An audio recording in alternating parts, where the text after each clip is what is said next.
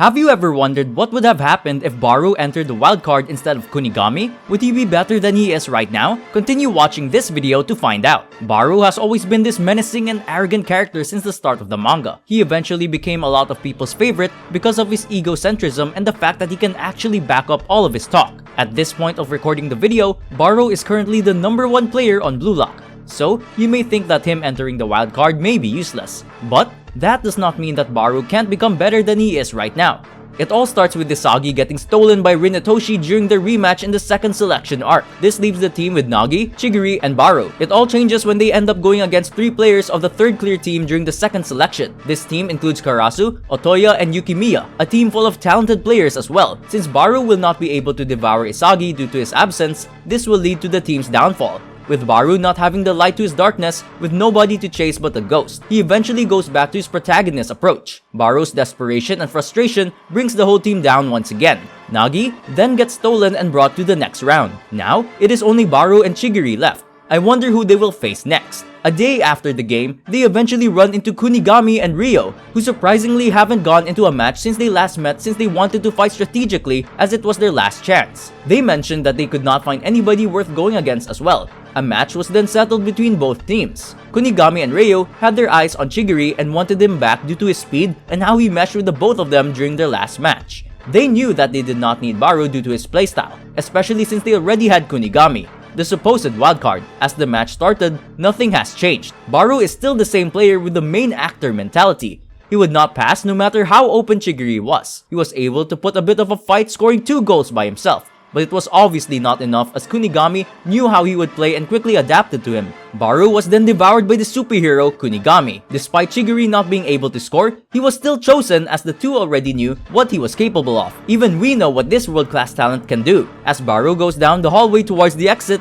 he is stopped by a sign printed on the floor which shows 2 arrows pointing towards the exit or an entrance to the wildcard. Barou then enters the wildcard without knowing that it was about to change him forever. He knew that his journey as a striker couldn't end there. The wildcard is a separate project from the bluelock program where it aims to create a hero that could be comparable to someone like Noah, an egoist that does not pull any punches. Barou is the perfect fit for this project as he does not only have the build and physicality, but also the motivation and reason as he was humiliated and embarrassed by Isagi and Kunigami. Because of his defeat against the superhero, he had to retake that villainous approach and devour whoever was in his way. Ego Jinpachi's winning principle towards becoming the world's greatest striker was ego. Barou has more than enough of that to power through anybody else in the wildcard. We also know Barou is a hard worker, so this project will be able to train him to become ambidextrous and improve his range as well, or even more. If you think Barou was already a beast, this version of Barou would have been something else. As the Neo-Egoist League arc starts, they introduce Barou back to bluelock and as a part of Bastard Munchin as the wildcard during chapter 155. Isagi gets goosebumps as he sees a more intimidating version of Barou. He senses a darker aura compared to before. He even sees a glimpse of a villainized version of the world's #1 Noah in him. As Isagi tries to talk to him, Barou doesn't say a word like he normally would, but instead gives him a cold death stare. But Isagi pries and tries to get a word out of him. But instead, Barou ended up calling Isagi all the slurs in the dictionary and saying that he was going to be the world's #1.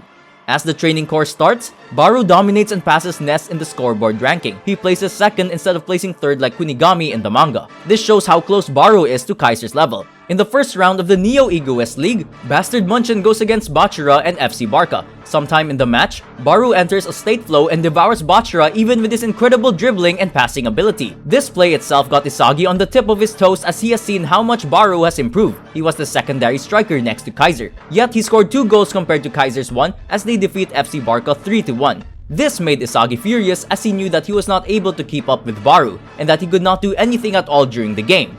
Late in the second match against Nagi and Manshine City, as the score was tied 2-2, Isagi planned on controlling the field with rationality by linking up with Kuruna. However, they would be continuously interrupted by Kaiser as he could see what Isagi envisioned.